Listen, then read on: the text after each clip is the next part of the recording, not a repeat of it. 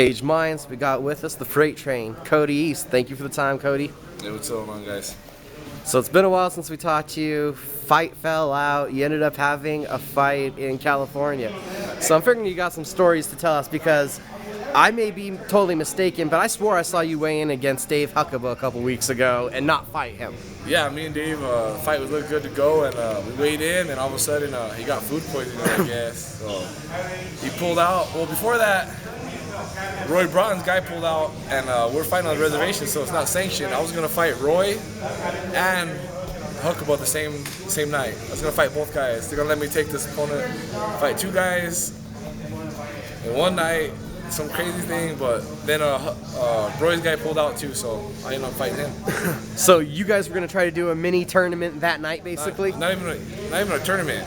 Like the other guy wasn't gonna fight. Just you? Just me. I was gonna fight twice. Let's all be thankful that didn't happen. I would have liked it. So what was it like fighting Roy a couple hours notice? Whole different fight. He was a pretty good wrestler.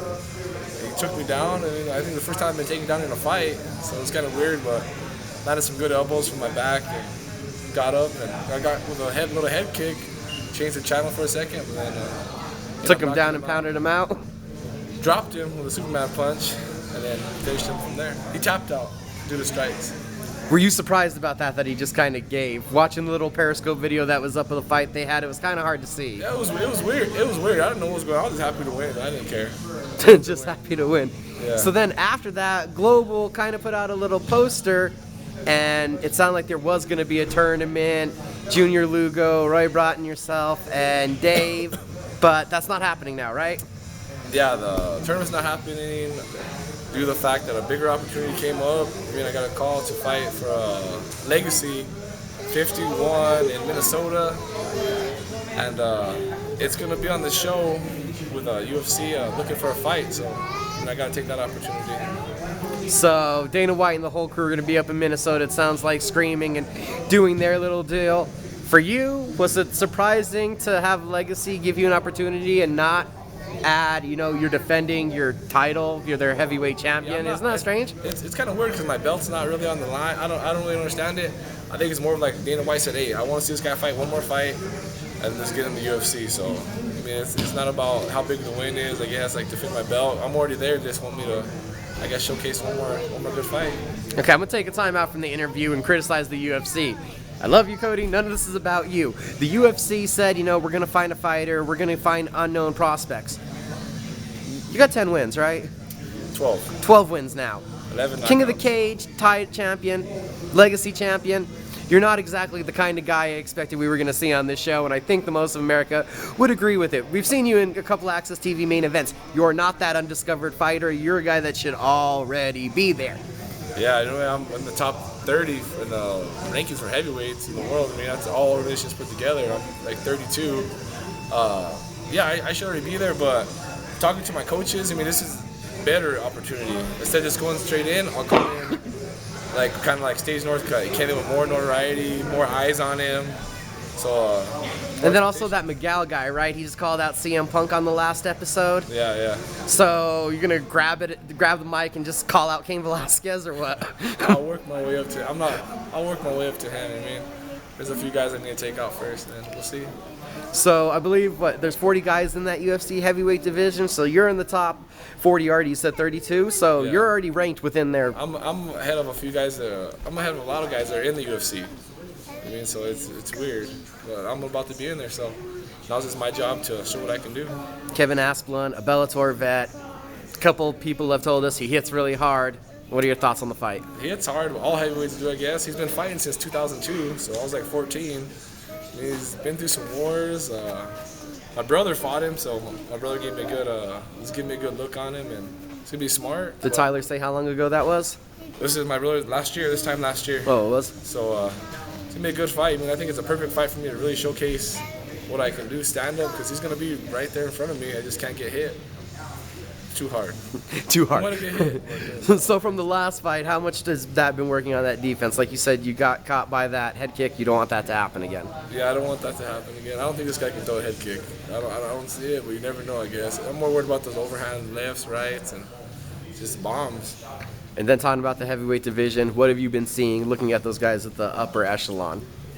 I think I fit in pretty well. I mean, if I show up and do like I can, then I'm right there in the mix with anybody in the world.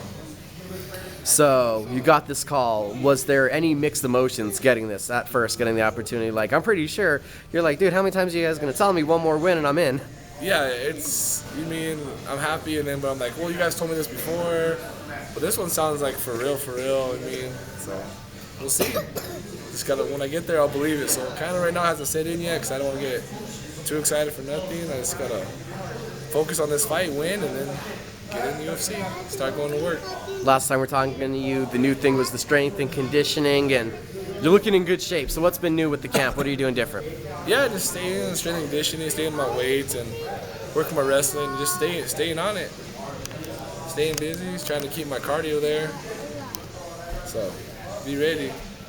You know, the guy I'm fighting, I don't think he's much of a cardio guy. I think he's got like 4 minutes in him, but it's going to be a fun 4 minutes for the fans. So. And for you, title fights, you've had the 5-round fights. Some kind of ease now that it's back to 3 rounds? 5 or 3, I usually go for the first round. I like in the first round. I like 1-round fights. I don't like 5, 3, 4s, 1-rounders. So what's the prediction for coming up for Kevin? First round, I think first round knockout. Knockout? First 2 minutes of this fight. I see him just throwing something looping, ducking his head, and I'm going to knee him in the face. Put him to sleep.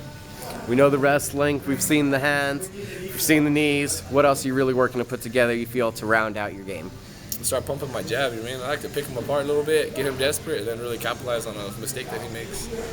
And how much has that been for you, also thinking about working that jab and not throwing everything into every punch? Yeah, I like to go for the knockout, so I'm just trying to figure out if you just pick your shots, the knockout comes, and you don't look for it, and it'll be there. And then we knew before there were some thoughts about boxing. Have you turned the mindset fully MMA again?